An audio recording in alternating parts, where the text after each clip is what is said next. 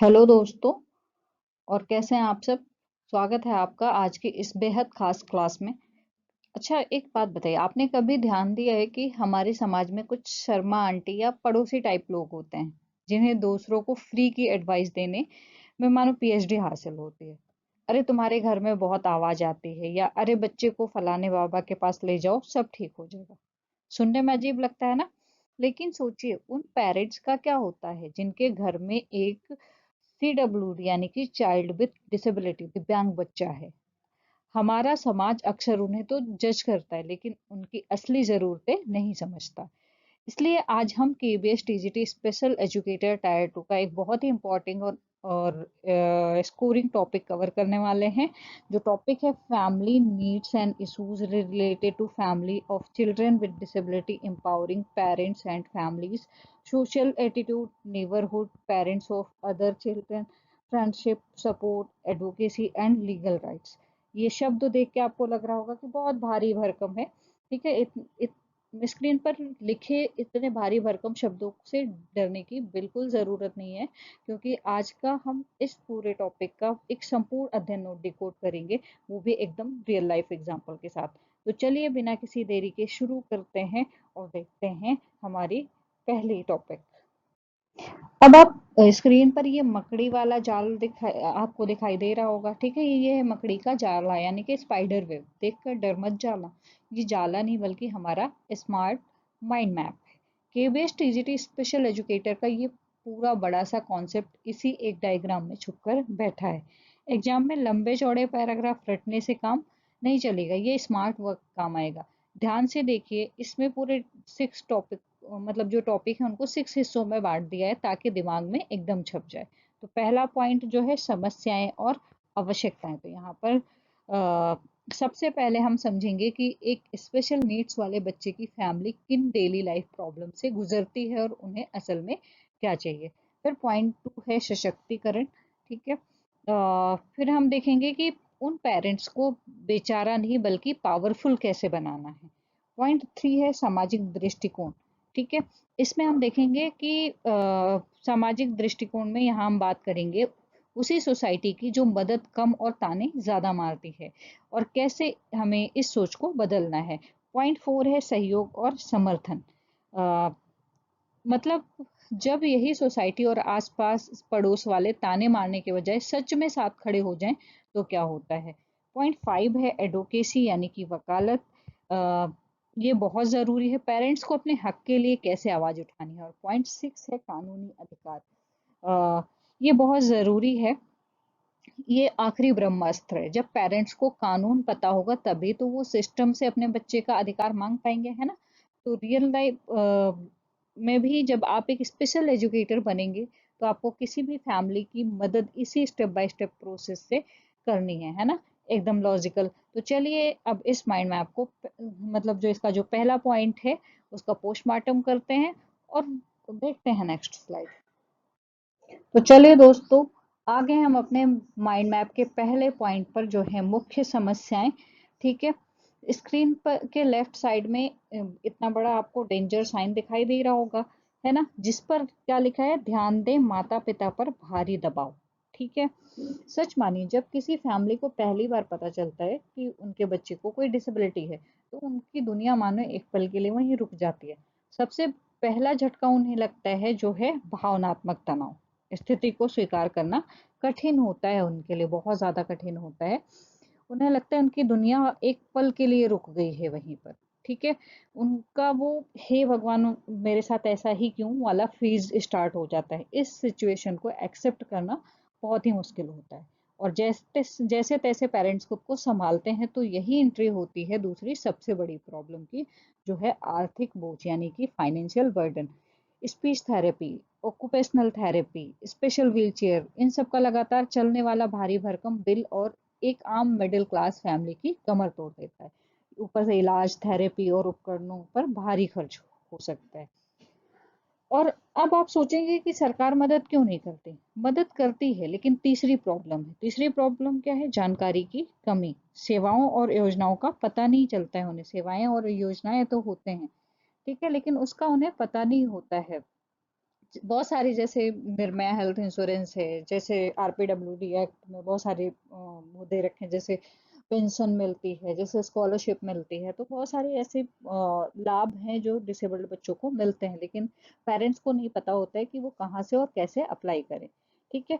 ऊपर से हमारे आस पड़ोस वाले मदद तो दूर, उल्टे उन्हें सामाजिक अलगाव का शिकार बना देते हैं। समाज के उन अजीब से सवालों और बेचारा वाले एटीट्यूड से बचने के लिए पेरेंट्स क्या करते हैं, वो रिश्तेदारों की शादीज और पार्टीज में जाना ही छोड़ देते हैं, एकदम घर में बंद। जब आप अकेले घर में 24 घंटा, मतलब आज सातों दिन बच्चे का ध्यान रखते हैं, तो आता है देखभाल का दबाव, यानी कि केयर गिविंग का प्रेशर आता है। ठीक है। समय और जिम्मेदारी की अधिकता बहुत ज्यादा होती है। पेरेंट्स शारीरिक और मानसिक रूप से एकदम एग्जॉस्ट हो जाते हैं। तो मेरे फ्यूचर केबीएस टीचर्स, एग्जाम में अगर फैमिली नीड्स में से जुड़ा कोई भी केस स्टडी वाला सवाल आता है, ठीक है, तो आपको ये 5 कोर प्रॉब्लम जो है उन उंगलियों पे याद होनी चाहिए, क्योंकि एक स्पेशल एजुकेटर का असली काम इन्हीं समस्याओं को सॉल्व सॉल्व करना है। सॉरी। ठीक है। यहाँ तक क्लियर हो गया? कोई कंफ्यूजन है? नहीं है तो आगे बढ़ते हैं और देखते हैं नेक्स्ट स्लाइड। अब यार पिछले स्लाइड की प्रॉब्लम देखकर किसी का भी बीपी हाई हो जाए, लेकिन घबराइए मत, जहाँ समस्या है वहीं समाधान भी है। हम सिर्फ शर्मा आंटी की तरह टेंशन लेने के लिए थोड़ी पढ़ रहे हैं। तो अब सबसे बड़ा सवाल आता है, इन परिवारों को आखिर चाहिए क्या? ठीक है। स्लाइड पर ध्यान से देखिए, इसमें पहले 2 पॉइंट पर मैंने टिक किए हुए हैं, यहाँ पर दिख रहा है आप सभी को।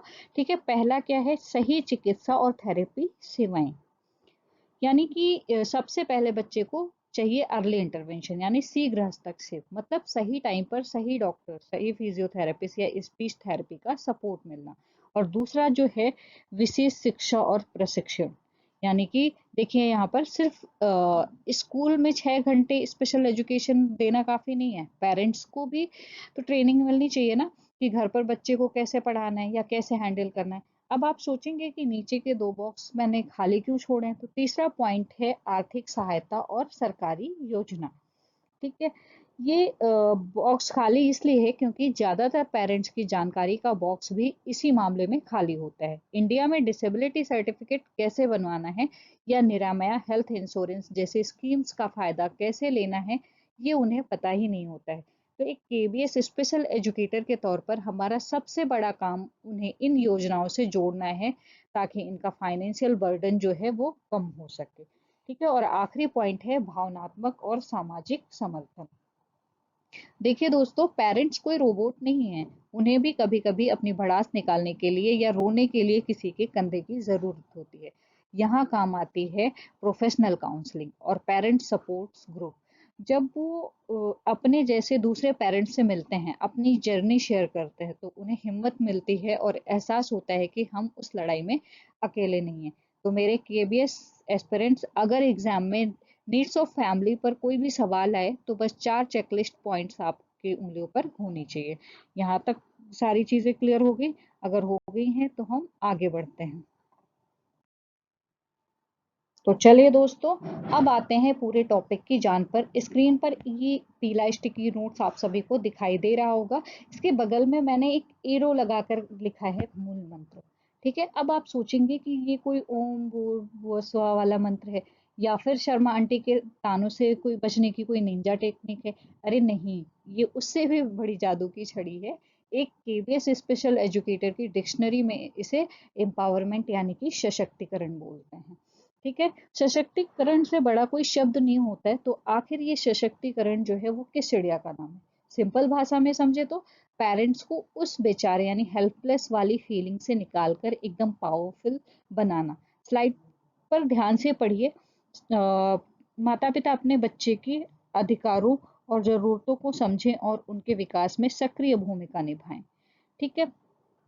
अब यहाँ पर मैं एक रियल लाइफ एग्जांपल, मान लीजिए एक कोई स्कूल का एक स्पेशल नीड्स वाले बच्चे को आप एडमिशन देने से मना कर देते हैं। ठीक है। अगर पेरेंट्स नहीं है, मतलब सशक्त नहीं है, पावर नहीं है, तो क्या करेंगे? निराश होकर घर बैठ जाएंगे। फिर आस पड़ोस वाले क्या कहेंगे, अरे किस्मत ही खराब है। लेकिन अगर वो पेरेंट्स एम्पावर हैं तो वो रोएंगे नहीं, वो सीधा प्रिंसिपल के ऑफिस में जाएंगे और फुल स्वैग में कहेंगे, सर आरपीडब्ल्यूडी एक्ट जो है 2016 के तहत आप मेरे बच्चे की राइट टू एजुकेशन यानी आरटीई से वंचित नहीं कर सकते। इसे कहते हैं अपने अधिकारों को जानना। और ये जो लास्ट लाइन है और उसके विकास में सक्रिय भूमिका की यहाँ पर बात की गई है ना, तो ये जो सक्रिय भूमिका है, इसका सीधा सा मतलब है कि पेरेंट्स सिर्फ डॉक्टर या टीचर के भरोसे ना बैठे। जब स्कूल में बच्चे की आईईपी यानी इंडिविजुअलाइज्ड एजुकेशनल प्रोग्राम बने तो पेरेंट्स भी उस मीटिंग में एक को पायलट की तरह बैठे और बताएं उनके बच्चे के लिए क्या सही है। तो मेरे दोस्तों, एग्जाम में अगर एम्पावरमेंट का कोई भी सवाल दिखे तो बस फॉर्मूला याद कर लेना, अधिकारों की जानकारी प्लस सक्रिय भूमिका इज इक्वल टू सशक्तिकरण यानी कि एम्पावरमेंट। ठीक है, यहाँ तक कॉन्सेप्ट क्लियर है? अगर क्लियर है तो हम आगे बढ़ते हैं, आप एक लाइक कर दीजिए। ठीक है, तब तक हम आगे बढ़ते हैं और देखते हैं नेक्स्ट पिटारे में क्या है। अब दोस्तों, पिछली स्लाइड में हमने एम्पावरमेंट का जो मूल मंत्र समझा था उसे सुनकर ऐसा लग रहा है कि कोई मैजिक ट्रिक है। लेकिन सच बताऊं, एक स्पेशल नीड्स वाले बच्चे के पेरेंट्स रातों रात एम्पावर नहीं हो जाते। ये कोई 2 मिनट की मैगी नहीं है, उसके लिए उन्हें सीढ़ियां चढ़नी पड़ती हैं। ठीक है, स्क्रीन पर लेफ्ट साइड में देखिए मैंने क्या लिखा है, कदम दर कदम। ठीक है, यहाँ पर दिखाई दे रहा है कदम दर कदम यानी कि स्टेप बाय स्टेप। तो चलिए आज पेरेंट्स के साथ साथ हम भी इस गेम के लेवल पार करते हैं। तो सबसे पहला लेवल हम यहाँ पर देखेंगे, विकलांगता के बारे में सही जानकारी प्राप्त करना। अब यहाँ पर है जानकारी की बात। ठीक है, देखिए जब पेरेंट्स को पहली बार पता चलता है कि बच्चे को ऑटिज्म या कोई दिक्कत है तो वो अक्सर क्या करते हैं, वो शर्मा आंटी या व्हाट्सएप यूनिवर्सिटी से ज्ञान लेने लगते हैं। अरे वो फैलाने वाले अरे वो फलाने वाले बाबा का ताबीज पहना दो, सब ठीक हो जाएगा। यही सबसे बड़ी गलती होती है। पहला कदम है अंधविश्वास छोड़कर किसी प्रोफेशनल क्लिनिकल साइकोलॉजिस्ट या डॉक्टर से एकदम सही जानकारी लेना। फिर लेवल 2 आता है, दूसरी सीढ़ी जो है वो लेवल 2 है, पेरेंट सपोर्ट ग्रुप में शामिल होना। ठीक है, जब सही जानकारी मिल जाए तो ऐसे लोगों से जुड़ो जो उसी नाव में सवार हों। उसे कहते हैं अपना ट्राइब ढूंढना, जहां पेरेंट्स बिना जज हुए अपने दिल की बात कह सकें। टेंशन बांटने से ही तो कम होती है ना, यहाँ पर बोझ जो है वो कम होता है। फिर आते हैं लेवल 3 पर जो थर्ड स्टेप है, शिक्षा और उपचार के निर्णयों में भाग लेना। इसका सबसे बढ़िया रियल लाइफ एग्जांपल है कि बच्चे की आईईपी मीटिंग, पेरेंट्स को वहां चुपचाप बैठकर सिर्फ रजिस्टर पर साइन नहीं करने हैं, बल्कि टीचर से सवाल पूछने, मेरे बच्चे के लिए ये गोल क्यों सेट किया गया है, ठीक है, ये कैसे ये आगे बढ़ेगा, इस टाइप के क्वेश्चन पूछ सकते हैं जो उसके डेवलपमेंट के लिए बहुत ज़्यादा ज़रूरी है। फिर है स्टेप 4 जो है सरकारी योजनाओं की जागरूकता। ठीक है, ये तो हम पहले ही भी डिस्कस कर चुके हैं कि निरामया हेल्थ स्कीम, एडीआईपी स्कीम का फायदा उठाना, बाबुओं के चक्कर काटने पड़े तो काटो लेकिन अपना हक जरूर लेना। ठीक है, फिर आता है 4 बच्चे की क्षमता को बढ़ाने पर ध्यान। तो ये जो बच्चों की क्षमता को बढ़ाने पर ध्यान है, इसकी अगर हम बात करें, जब पेरेंट्स ये चारों लेवल पार कर लेते हैं तब आता है ये फाइनल, इसको बोल सकते हैं बॉस लेवल। मतलब अब पेरेंट्स का फोकस इस बात पर नहीं है कि मेरा बच्चा क्या नहीं कर सकता, बल्कि इस बात पर है कि मेरा बच्चा क्या कर सकता है और मैं उसे कैसे बेहतर बनाऊं। इसे स्पेशल एजुकेशन में स्ट्रेंथ बेस्ड अप्रोच कहते हैं। तो फ्यूचर के केबीएस स्पेशल एजुकेटर्स एग्जाम में अगर सशक्तिकरण की प्रक्रिया पूछी जाए तो ये जो 5 सीढ़ियां आपने पढ़ी है उसको याद रखना। आपके पेरेंट्स का हाथ पकड़कर उन्हीं आपको क्या करना है, पेरेंट्स को उनका हाथ पकड़कर इन्हीं सीढ़ियों से ऊपर तक ले जाना है। यहाँ तक कॉन्सेप्ट क्लियर हो गया?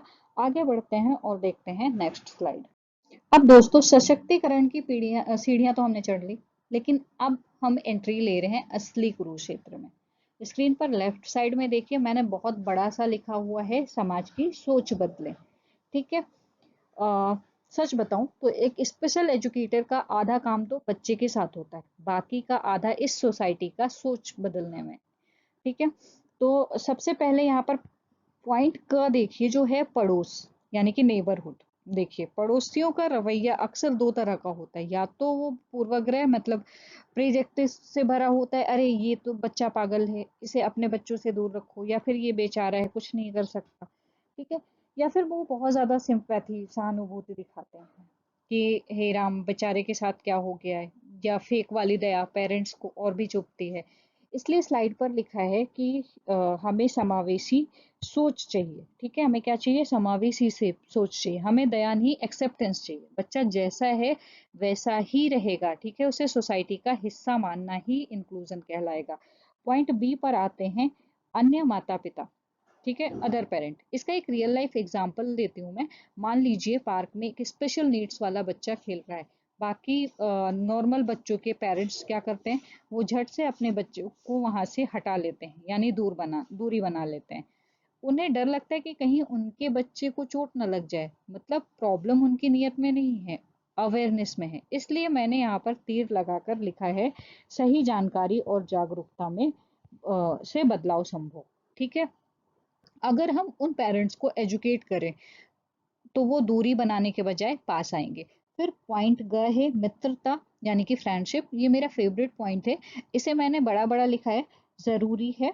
ठीक है, क्योंकि दोस्त ही तो असली थेरेपी होते हैं भाई। जब एक डिसेबल्ड बच्चे का कोई नॉर्मल दोस्त बनता है तो उसके साथ लंच शेयर करे या गेम खेले, तो उस बच्चे का जो सेल्फ कॉन्फिडेंस है वो सातवें आसमान पर होता है। और इस उसके सोशल स्किल्स भी बढ़ते हैं, जो चीजें हम क्लासरूम में रटा कर नहीं सिखा सकते। ठीक है, वो एक बच्चा अपने दोस्तों के साथ खेल खेल में सीख जाता है। तो एजुकेटर्स, अगर एग्जाम में पूछा गया कि इंक्लूसिव एजुकेशन का सबसे बड़ा बैरियर क्या है, तो जवाब पैसे की कमी या इंफ्रास्ट्रक्चर नहीं, बल्कि समाज का नकारात्मक दृष्टिकोण यानी कि निगेटिव सोशल एटीट्यूड है। ठीक है, यहाँ तक कॉन्सेप्ट क्लियर हो गया। आगे बढ़ते हैं और देखते हैं नेक्स्ट स्लाइड। अब दोस्तों, पिछले स्लाइड में हमने सोसाइटी की जो कड़वी सच्चाई देखी, उसके बाद ये वाली स्लाइड आपके चेहरे पर स्माइल ले आएगी। स्क्रीन पर 4 टुकड़ों वाला जिक्सॉ पजल आपको दिख रहा होगा, यहाँ पर बना हुआ है। ठीक है, इसको ध्यान से देखिए। जब हम बचपन में पजल खेलते थे तो अगर एक भी टुकड़ा गायब हो जाए तो क्या होता था? पूरी तस्वीर अधूरी लगती थी, है ना? बिल्कुल वैसे ही एक स्पेशल नीड्स वाले बच्चे के सुनहरे भविष्य की तस्वीर भी इन 4 टुकड़ों के बिना अधूरी है। इसी को हम कहते हैं सहयोग समर्थन का ढांचा, यानी कि सपोर्ट सिस्टम फ्रेमवर्क। इसलिए लेफ्ट साइड में वो हाथ मिलाने वाला आइकन दिखाई दे रहा होगा वो आप सभी को, और यहाँ पर लिखा है मिलकर काम करना। ठीक है, चलिए जल्दी से इन चारों टुकड़ों को अपने अपनी जगह पर सेट करते हैं। तो पहला टुकड़ा जो है, परिवार और रिश्तेदार। देखिए, बच्चे को संभालना सिर्फ मम्मी पापा की ड्यूटी नहीं है। घर के दादा दादी, चाचा बुआ सब मिलकर सपोर्ट करें तो पेरेंट्स का आधा स्ट्रेस यहीं पर खत्म हो जाता है। मतलब त्योहारों पर ताने मारने के बजाय अगर चाचा जी बच्चे के साथ बैठकर एक गेम लूडो खेल लें तो वो भी बहुत बड़ा सपोर्ट है। ठीक है, दूसरा जो टुकड़ा है, स्कूल और शिक्षक का है। यहाँ होती है हमारी और आपकी एंट्री, यानी कि हम केबीएस स्पेशल एजुकेटर और रेगुलर टीचर्स। हमारा काम सिर्फ ब्लैक बोर्ड पर पढ़ाना नहीं होता है, बिल्कुल स्कूल में एक ऐसा इंक्लूसिव माहौल बनाना होता है जहाँ बच्चा सेफ और कॉन्फिडेंट फील करे। तीसरा टुकड़ा जो है, स्वयं सेवी संस्थाएं यानी कि एनजीओज आती हैं। अब आप सोचेंगे इनका क्या रोल है? बहुत बड़ा रोल है। कई बार सरकारी योजनाओं का लाभ ना मिलने में महीनों लग मतलब लाभ मिलने के लिए महीनों लग जाते हैं। तब ये एनजीओज जो हैं एक बैकबोन का काम करते हैं। ये सस्ते या फ्री में थेरेपी, व्हीलचेयर और काउंसलिंग प्रोवाइड करवाते हैं। चौथा टुकड़ा है समुदाय का सकारात्मक व्यवहार। ठीक है, और ये वही सोसाइटी है, वही शर्मा आंटी वाली जिनकी हम पिछली स्लाइड में बात कर रहे थे। अगर वो घूरने के बजाय बस एक प्यारी सी स्माइल पास कर दें तो पेरेंट्स को लगता है कि वो इस दुनिया में अकेले नहीं है। अब जब ये चारों टुकड़े आपस में मिल जाएं तब जाकर नीचे वाले पीछे जो पीले वाला बॉक्स दिखाई दे रहा है, इसकी बात सच होती है। ठीक है, इसकी बात कैसे सच होगी? तो इसमें इस बॉक्स में क्या लिखा है? ये सहयोग परिवारों को मानसिक और सामाजिक रूप से मजबूत बनाता है। ठीक है, तो मेरे केवीएस वेरियस, अगर एग्जाम में डिस्क्रिप्टिव आंसर, सॉरी थोड़ा गला खराब हो रहा है, डिस्क्रिप्टिव आंसर अगर एग्जाम में आ जाए तो ऐसे केस स्टडी वाले सवाल आपसे वैसे भी पूछ सकते हैं। तो ये जो जिक्सॉ वाला पजल वाला डायग्राम अपने दिमाग में छाप लेना और पेपर में जरूर बनाकर आना, एग्जाम में फुल मार्क्स देकर। ठीक है, तो आगे बढ़ते हैं और देखते हैं नेक्स्ट स्लाइड। अब दोस्तों, इस नई स्लाइड को देखिए। स्क्रीन पर एक इतना बड़ा लाउड स्पीकर आप सभी को दिखाई दे रहा होगा। ठीक है, अब आप सोच रहे होंगे कि मैम क्या हमने केबीएस से बाहर जाकर रैलियां निकलवाएंगे?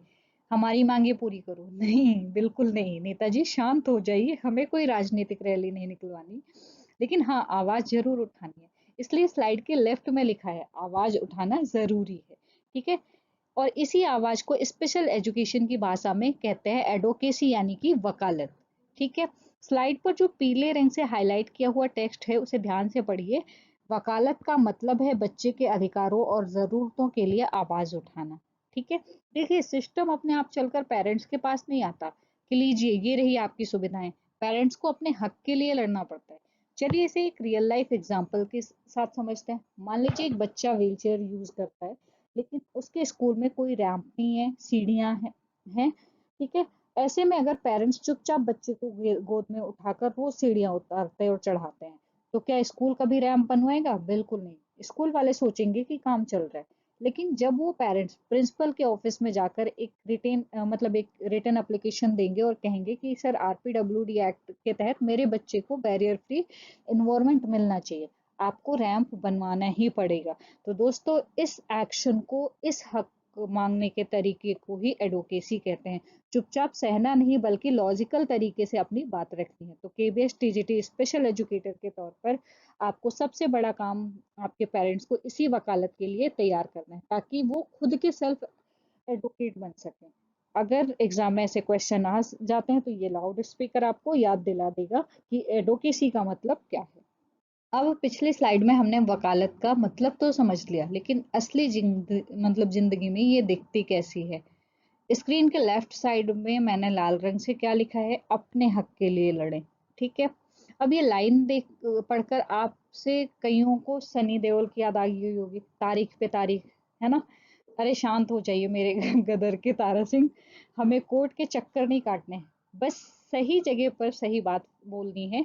चलिए देखते हैं रियल लाइफ में एक स्पेशल नीड्स वाले बच्चे के पेरेंट्स इसकी प्रैक्टिस कैसे करते हैं। तो पहला एग्जाम्पल इसमें है, ठीक है, स्कूल की समावेशी शिक्षा की मांग करना।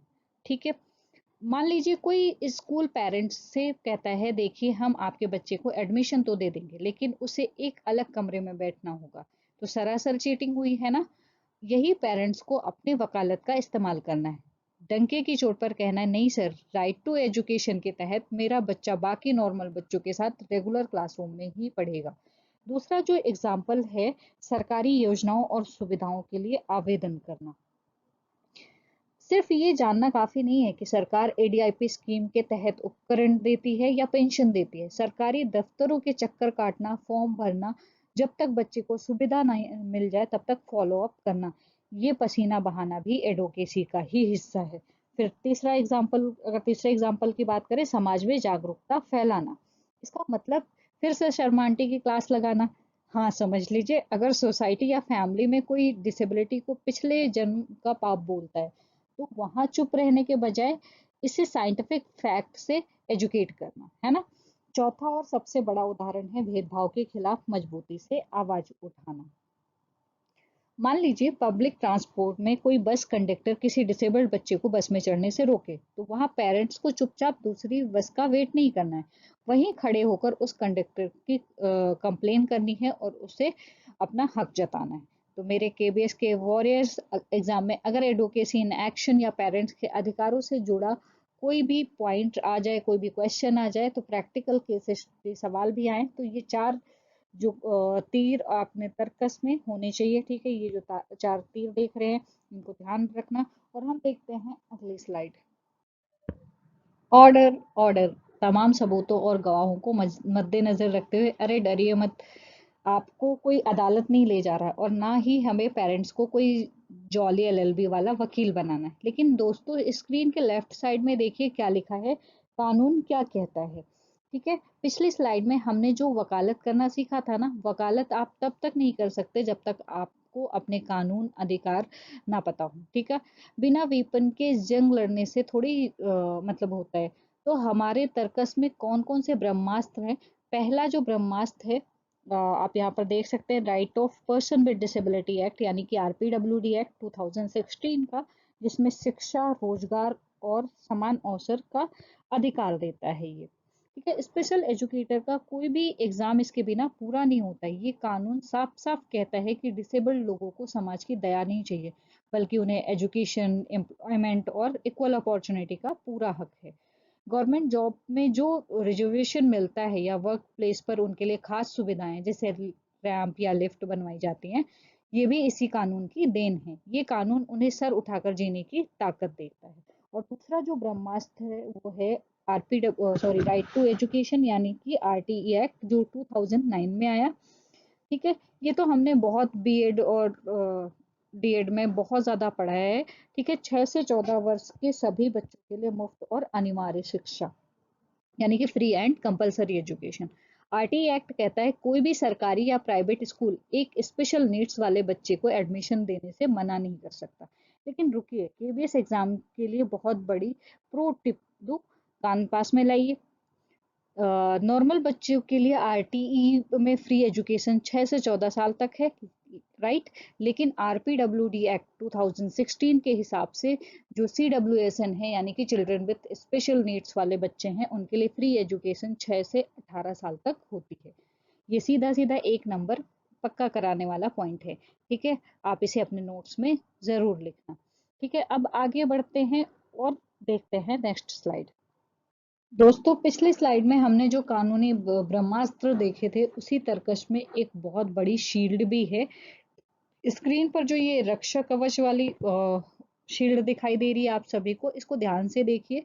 ठीक है। ये है नेशनल ट्रस्ट। आप सबने पढ़ा होगा नेशनल ट्रस्ट, जो 1999 में आया है। कब आया है? 1999 में आया है, जिसमें 4 प्रकार की दिव्यांगताएं कौन कौन सी थी? ऑटिज्म, सीपी, सेरेब्रल पैल्सी, ठीक है, मेंटल रिटार्डेशन, और एक और थी मल्टीपल डिसेबिलिटी। ठीक है। ये ट्रस्ट इन सब के लिए आया था। ठीक है। तो इसको स्टार मार्क कर लीजिए। ये नेशनल ट्रस्ट खास तौर पर ऑटिज्म, सीपी और आईडी और मल्टीपल डिसेबिलिटी के लिए सुरक्षा कवच है। ठीक है। इनके सुरक्षा के अधिकार हैं। तो इसमें बहुत सारी सेवा वो दी गई हैं, इसमें योजनाएं दी गई हैं। ठीक है। जैसे होम आवास का है, जैसे सार्थक योजना है, ऐसे बहुत सारे आवास गृह है, बहुत सारी योजनाएं हैं इसमें जो दी गई हैं। पेरेंट्स के लिए ये ट्रस्ट किसी वरदान से कम नहीं है, क्योंकि ये जीवन भर उन बच्चों के देखभाल और सपोर्ट के लिए योजनाएं बनाता है। ठीक है। इसके अगर नेशनल ट्रस्ट का पूरा आपको देखना है ओवरव्यू, जो इसका एक एक चीज़ की इसमें क्या क्या चीज़ें हैं, कौन कौन सी योजनाएं हैं, तो यूट्यूब चैनल पे उस प्लेलिस्ट में पड़ा हुआ है, आप जाके उसको देख सकते हैं, क्योंकि ये एग्जाम पर्सपेक्टिव से बहुत ही ज़्यादा इम्पोर्टेंट है। अब स्क्रीन के नीचे वाले हिस्से पर आइए। आखिर इन सभी कानूनों और ट्रस्ट के तहत बच्चे को क्या मिलता है? ठीक है। तो सबसे पहले ज़रूरी क्या मिलता है? समान शिक्षा, यानी कि इक्वल एजुकेशन मिलती है। इसलिए मैंने इसे पीले रंग से हाईलाइट किया है कि किसी भी बच्चे को उसकी डिसेबिलिटी की वजह से रेगुलर स्कूल से निकाला नहीं जा सकता। दूसरा जो पॉइंट है, भेदभाव से सुरक्षा। ठीक है। यानी कि प्रोटेक्शन फ्रॉम डिस्क्रिमिनेशन, कोई ताना नहीं, कोई अनदेखी नहीं। ठीक है। तीसरा, विशेष सुविधाएं और सहायता, मतलब स्कूल में रैंप, एग्जाम में एक्स्ट्रा टाइम या कोई भी जरूरी उपकरण। चौथा जो है वो है समाज में समान अवसर, यानी कि इक्वल अपॉर्चुनिटी। तो दोस्तों, ये चारों पॉइंट्स स्क्रीन पर लिखे हैं। ये किताबों में छपी कागजी बातें नहीं है, ये वो ताकत है जो पेरेंट्स को निडर बनाते हैं और उन्हें अपने बच्चों की सच्ची एडवोकेसी करना सिखाते हैं। ठीक है। यहाँ तक अगर कॉन्सेप्ट क्लियर हो गया हो तो आप एक लाइक कर दीजिए, और हम आगे बढ़ते हैं और देखते हैं नेक्स्ट स्लाइड। तो दोस्तों, फाइनली हम आ गए हैं अपनी आखिरी स्लाइड पर। अब ये स्क्रीन पर ये प्लस वाला वो दिख रहा है आप सभी को, यहाँ पर काफी प्लस दिखाई दे रहे होंगे। प्लस और इज इक्वल टू के निशान देकर आप सोच रहे होंगे कि मैम स्पेशल एजुकेशन की क्लास में मतलब एंडिंग में आपने मैथ का फॉर्मूला कहाँ से घुसा दिया। अरे घबराइए मत, ये कोई मैथ का फॉर्मूला नहीं है। ये एक इंक्लूसिव सोसाइटी बनाने के अल्टीमेट मास्टरशेफ वाली रेसिपी है। आज के इस पूरे वीडियो में हमने जो भी पढ़ा है उसका पूरा निचोड़ है। ठीक है। पूरे से जो ये पीले कलर का बॉक्स दिखाई दे रहा है, उस बॉक्स में ध्यान से देखिए स्क्रीन पर। अगर एक स्पेशल नीड्स वाले बच्चे के परिवारों को भावनात्मक और आर्थिक सहयोग, ठीक है, भावनात्मक और आर्थिक सहयोग दें। अगर उसे आर्थिक सहयोग दें तो क्या होगा? समाज का जो सकारात्मक दृष्टिकोण है वो बढ़ेगा, है ना। मतलब सोसाइटी और शर्मा आंटी के तानों की जगह उनकी एक प्यारी सी स्माइल जोड़ दें इसमें। ठीक है। फिर हम उसमें हम माता पिता का सशक्तिकरण यानी माता पिता का एम्पावरमेंट मिलाएं, मतलब उन्हें वो वकालत वाला लाउड स्पीकर थमा दें ताकि वो अपने हक के लिए बोलना सीखे। और आखिर में आता है कानूनी अधिकार यानी कि लीगल राइट्स का मतलब जो होता है तड़का लगाना, ठीक है। आरपीडब्ल्यूडी एक्ट यानी आरटी या आरटी वाला ब्रह्मास्त्र। तो दोस्तों जब ये चारों चीजें आपस में जुड़ जाती हैं तब जो जाकर शानदार रिजल्ट आता है वो बेहतर विकास और समावेशी समाज है, ठीक है। एक केबीएस टीजीटी स्पेशल एजुकेटर के तौर पर हमारी और आपकी असली मंजिल में सिर्फ एग्जाम पास करना नहीं है, बल्कि इसी एक समावेशी समाज की ओर कदम बढ़ाना है। एक ऐसा समाज जहां बच्चे को उसकी जरूरतों मतलब चाहे उसकी ज़रूरतें कुछ भी हों, बराबरी का और प्यार और हक मिले उसको, ठीक है। तो मेरे फ्यूचर स्पेशल एजुकेटर, मुझे पूरी उम्मीद है कि आपको केबीएस टीजीटी टायर 2 का ये family needs and special attitude वाला पूरा टॉपिक एकदम क्रिस्टल क्लियर हो गया होगा। अगर आपको आज की क्लास में कुछ नया सीखने को मिला है और आप चाहते हैं कि ऐसे ही टॉपिक को डिकोड करूं तो फटाफट वीडियो को लाइक कर दें और मतलब इसको शेयर करें और चैनल को सब्सक्राइब कर लें, ठीक है। फिर मिलते हैं हम अगली अगली क्लास में, तब तक के लिए बाय बाय।